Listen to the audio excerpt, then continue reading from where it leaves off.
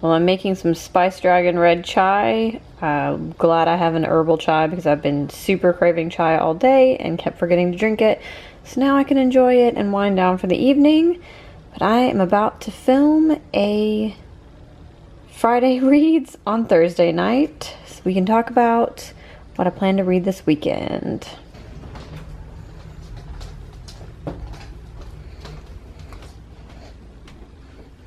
Hey guys, welcome back to my channel. So I am thrilled that the weekend is almost upon us. So I am here with my delicious chai tea, and I wanted to do a Friday reads because I haven't done a Friday reads in a while, and I feel like right now is a great time because it has been an absolutely insane week. So there was no Tuesday video because I didn't have anything pre-filmed, and well, that's a lie, I have things pre-filmed, just nothing I wanted to post.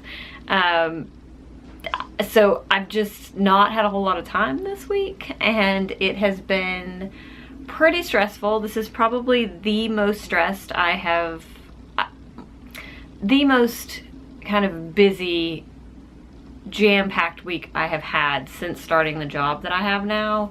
It was intense. So I'm thrilled to be easing into the weekend because I need that really badly right now. I have been starting a lot of books and finishing very few. So the only books I've finished so far in the last like 2 weeks have been audiobooks. I've started several books since Booktubeathon ended and not finished any of them. So the first one, which I started during Booktubeathon, is The Essex Serpent by Sarah Perry, and this is the bookmark that Simon thinks is a toy and is like mangled now because, yeah, tassel, cat toy. Everybody says this book reads so quickly, and I feel like we're reading a different book. Because while I enjoy this while I'm reading it, it's not one that draws me back into it. So I don't want to race home and pick this up. It's something that when I get into it and I start reading, I enjoy what I'm reading, but it's not something that is keeping me compulsively reading either. So I'll read a chapter or two and then I'll put it down. So I'm not sure what it is that isn't grabbing me. So hopefully in the next 60%, things will turn around. This is The Cherry Harvester by Lucy Sana. This one, it's not that I wasn't enjoying it or not finding it compelling. I actually really was, but I put it down for Booktubeathon and then forgot about it. And so I haven't picked it back up, and I kind of want to finish The Essex Serpent before I go back to this one, but I don't know. We shall see. I've just been in like a wishy-washy mood with books, so I haven't been really loving anything, and so I'm finding it kind of hard to stick to one book, which is frustrating. So this one is set in World War II or right after World War II, and it's about this like rural town, and these German soldiers that are prisoners of war come work on the farms to like harvest the crops and that kind of thing, because the town had all of its men are basically off at war, and so it was kind of faltering. So they brought in these prisoner of war. I don't know a lot more than that. I'm assuming there's some sort of romance because I'm pretty sure this is a historical romance, but I don't remember. So I'm only about like 20% into this book, so I like it though so far. And then I did start Trader's Blade. I am on chapter 4, so about 30 pages into this, and I like this and I like the characters, and I know I'm gonna get super invested in this. But I'm in one of those moods where I'm like, am I ready to get invested right now in a series? I'm having the same dilemma with this that I'm having with the fact that my library did get Fool's Assassin on audiobook for me. But I am like, do I want to start it now? Because two things. One, every time I do this to myself and I start a Robin Hobb audiobook, I get so engrossed in it that I find it really hard to pick anything up other than listening to that book. And I am afraid that's gonna happen, and then I'm gonna get even, you know, leave these even further behind where I have to start books over because it's been so long since I picked them up. Also, as of right now, the library doesn't have 2 and 3. I haven't requested those yet, and I have this thing where I'm like, I feel selfish requesting all these books, but at the same time, like, they can say no if they can't get them. So I don't know why I feel that way, but yeah, I am having a real dilemma about whether to start it, because also once those 3 books are done, the realm of the Elderlings is closed. The arc is closed, and I don't know if I'm ready. I really don't know if I'm ready, because it's been with me for so long at this point. So I'm having real serious dilemma. I have borrowed it on Overdrive and I have downloaded it to my iPad, but it's been like 2 days and I haven't actually listened to it because I just am like, do I want to start this? I don't know. I've been listening to music in the car, and it's actually been nice because it's the first time I've been listening to music in a while, and I've been listening to some of my old CDs like Throwback, Leanne Rimes, SR-71, The Bare Naked Ladies, all of that. For once, I'm not listening to Hanson, because I'm usually listening to Hanson, if I'm going to be 100% real.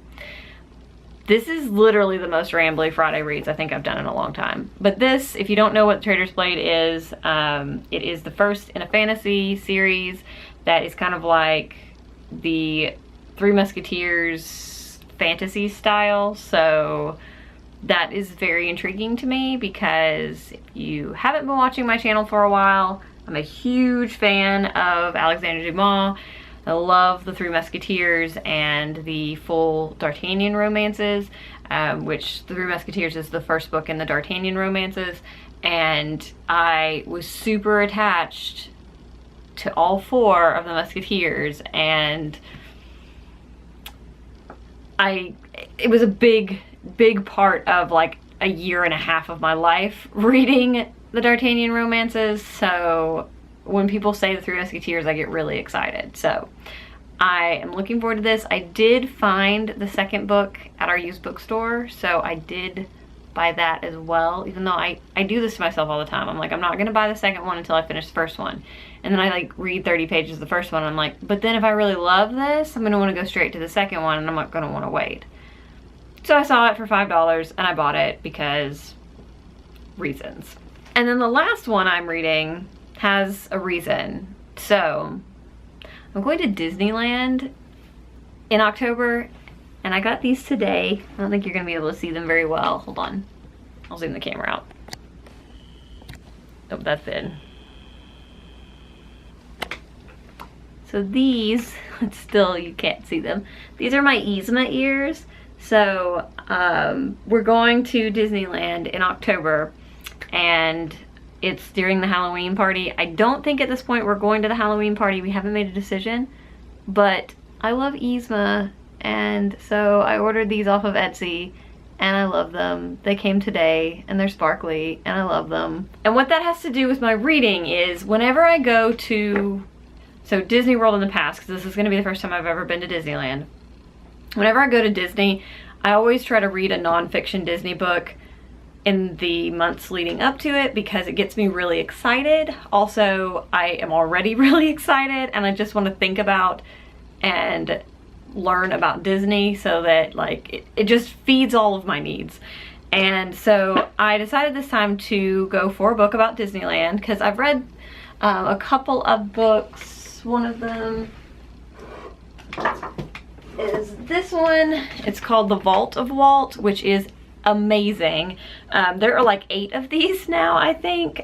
Jim Korkis, I think is his last name, Jim Korkis, wrote all of them, and he's amazing. Like, his writing is really approachable and interesting, and he has done so much research. So in looking for a book about Disneyland, I went with a book that he wrote, and this is the Unofficial Disneyland 1955 Companion.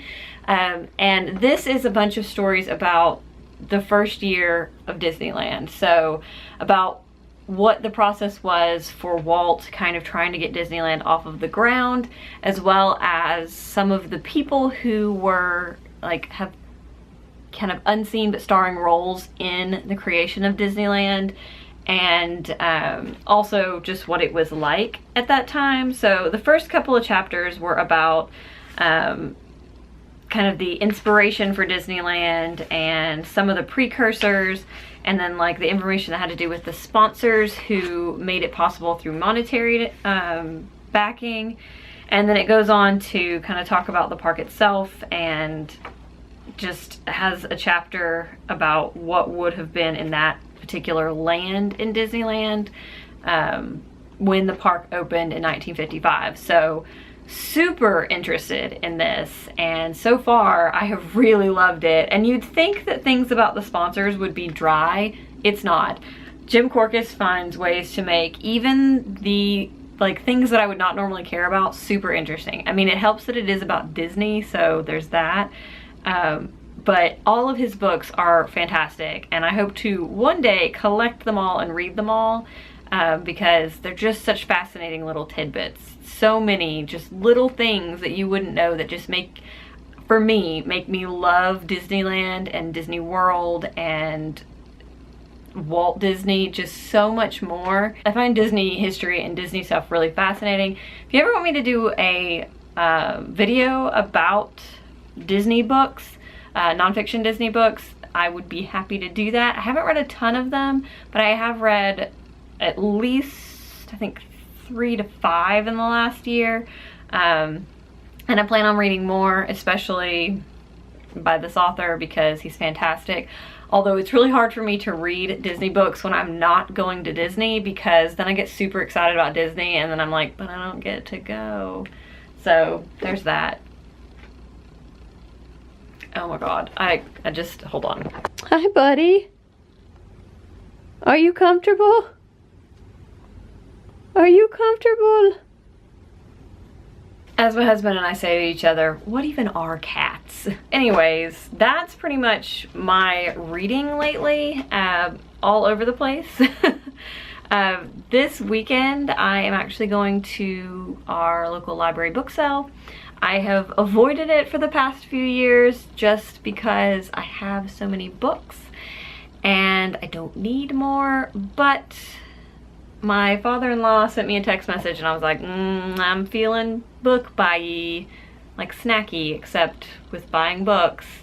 And my husband is gonna be working all day on Saturday out of town, so I'm gonna take myself down to the library book sale and buy books. Yes, I am. So there will definitely be a library book haul coming your way, or really a book haul in general, because I've bought more books this month than I have in past months. But also, if I don't feel too uncomfortable, I might do a vlog, because I have seen a couple of people, Doris from Aldi Books, one of them, do videos like that and really enjoyed them. So if I can get my courage up, I will do that. That's pretty much it for my absolutely ridiculously rambly video. I hope you guys enjoyed this, and I always enjoy Friday reads. Now I'm gonna go try to at least make a dent in one of these books, and take this weird cat sausage with me.